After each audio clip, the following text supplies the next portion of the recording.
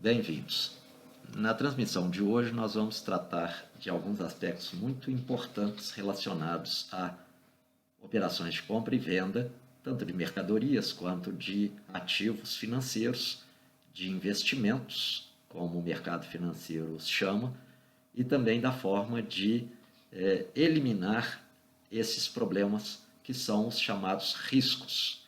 Os principais riscos que a gente tem no mercado são o risco de crédito, o risco de liquidez e o risco de mercado.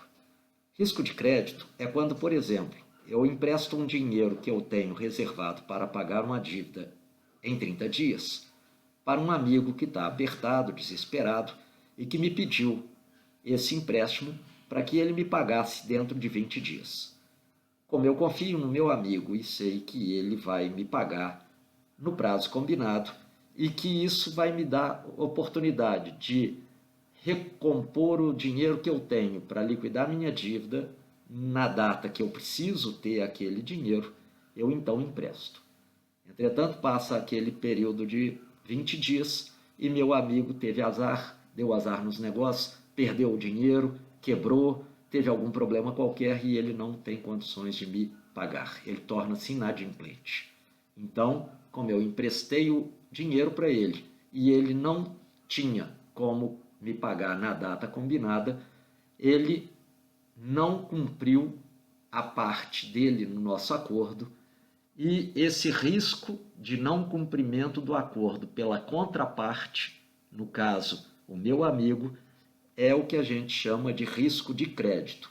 Eu emprestei para ele, eu fiz um crédito a ele, sabendo do risco de ele lá na hora não conseguir me pagar.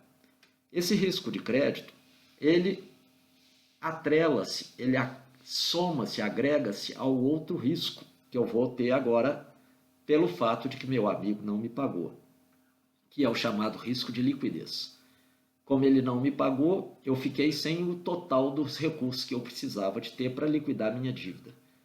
E, como ele ficou de me pagar no 20º dia, eu vou ter apenas um período curto de tempo, talvez uma semana, para conseguir negociar algum empréstimo bancário, alguma outra opção para obter aquele recurso monetário que está me faltando, para eu dar conta de honrar também meu compromisso. Então, se eu não conseguir esse empréstimo, ou se for muito caro, se eu não conseguir vender algum bem rapidamente para poder fazer o dinheiro que me permita liquidar minha obrigação, eu então estou incorrendo num risco de liquidez, a ausência dos recursos monetários que me permitam cumprir a minha dívida, cumprir a minha obrigação. Além desses daqui, tem um outro que é o risco muito comum, chamado risco de mercado. Vamos supor que eu emprestei R$100 para um amigo na data de hoje. Com esses R$100 hoje, eu compraria um par de sapatos. Vamos supor que eu emprestei a ele pelo prazo de um mês, cobrando a ele, para arredondar, um valor de 5% de juros ao mês. Então, ele vai me pagar dentro de 30 dias exatos R$105. O valor que eu emprestei mais os juros acertados de 5%. Vamos supor que nesse período a inflação subiu 7%. Então, o preço do sapato, que hoje, quando eu estou fazendo o empréstimo, era de 100, dentro de um mês vai estar custando 107. O que isso significa? Eu vou receber do meu amigo, eu vou receber com um ganho, o rendimento combinado, mas aquele valor perde da inflação e eu perdi a capacidade aquisitiva que aquele valor tinha quando eu fiz a operação de empréstimo. Hoje eu compraria um sapato, R$100. Dentro de um mês, com R$105 eu não compro mais o sapato. Resultado, eu tive uma perda, que é o chamado risco de mercado.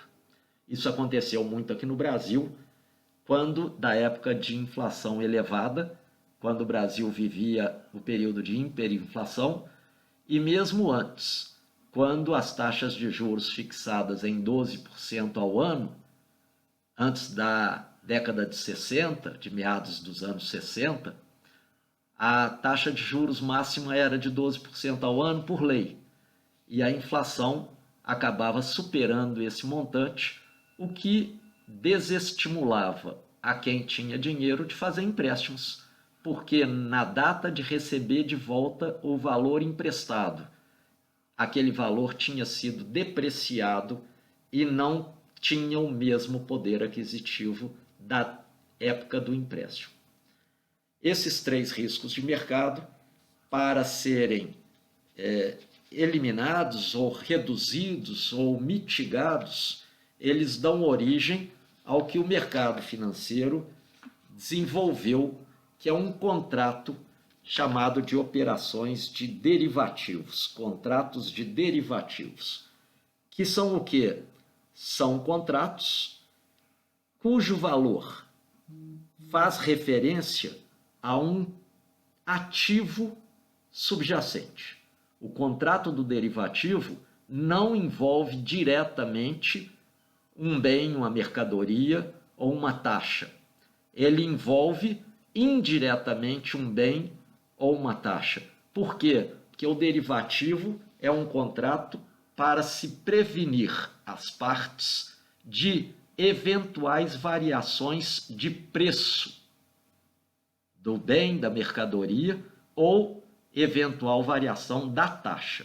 Então, são contratos negociados com referência a um ativo subjacente que não aparece explicitamente na negociação em curso.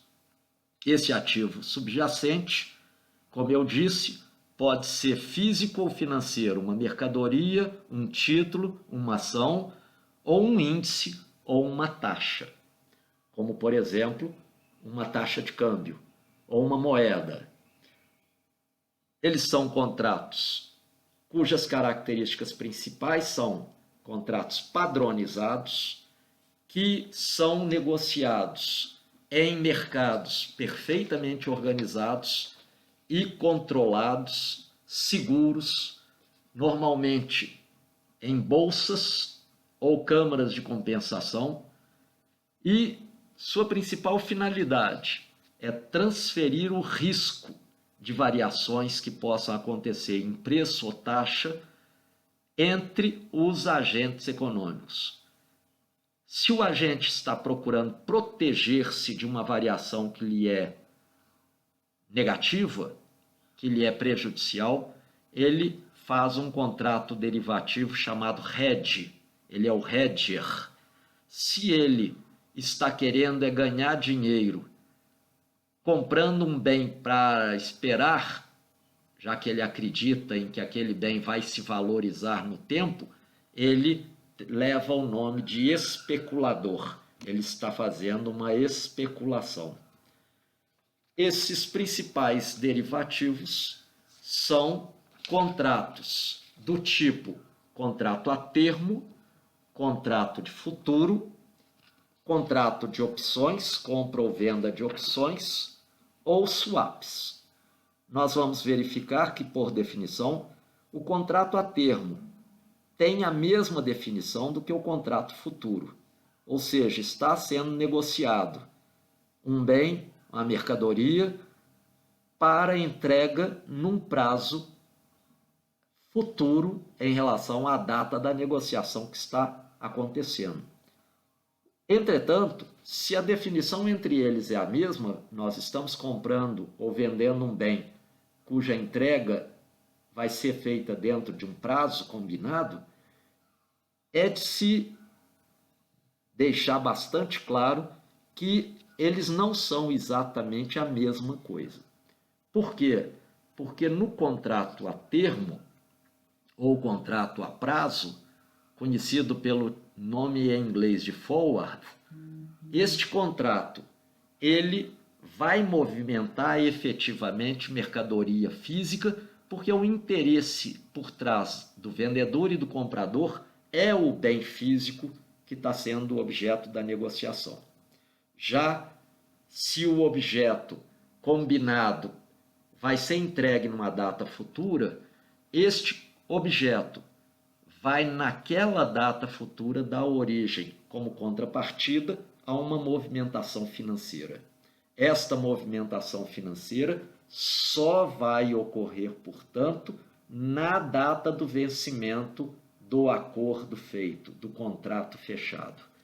No caso do contrato futuro, ao contrário, a liquidação pode se dar não apenas na data do vencimento do contrato, ela pode se dar em qualquer data, em qualquer dia, entre a data do acerto feito hoje e a data do vencimento combinado no futuro. Mas para deixar claras essas diferenças, vamos mostrar algumas das operações e tratá-las com algum detalhe. O contrato a termo, por exemplo, ele é um contrato que vale a pena ser colocado como um exemplo de um produtor que vai colher café e que vai levar este café para o mercado para ser vendido no prazo de 60 dias. Então, ele já teve custos para o plantio, para a tomada de conta lá da lavoura do café, e ele tem mais outro custo que agora da colheita. E ele teme que no dia que ele já tiver com o mercado, com o café pronto para ser vendido no mercado, que o preço do café possa cair. E ele então não vai auferir um resultado que permita cobrir os custos de produção e de colheita que ele teve. Ele então encontra algum outro elemento, algum outro agente, o dono de uma torrefadora de café, que está preocupado em comprar agora o café exatamente para fixar um preço de café que lhe seja suportável, temendo, no caso do comprador, que o preço do café vai subir muito no prazo de 60 dias. Então o vendedor teme a queda do preço, o comprador teme que o preço do café vá subir. Eles negociam um preço de R$150, que é um preço que está bom para ambos, que é tolerado pelas contas de ambos os agentes, e eles vão até o prazo final sem ter qualquer tipo de transferência monetária. No prazo final, o vendedor do café pega as sacas que ele colheu e entrega para o comprador da indústria de torrefação, e o comprador recebe o café e leva para a sua indústria e efetua o pagamento dos R$150 por saca, conforme combinado. Se acontecer do preço do café dentro de 60 dias ter dado R$160 ou R$170, ter subido, ganha o comprador que pagou R$150 fixos. Perde, é uma perda de oportunidade, o vendedor do café, o cafeicultor, que temeroso de que o preço pudesse cair, não quis aguardar e faturar mais ao fim dos 60 dias. Se, ao contrário, o preço da saca fosse de apenas R$130, teria sido excelente negócio para o cafeicultor, e isto representaria uma perda para o comprador da indústria de torrefação.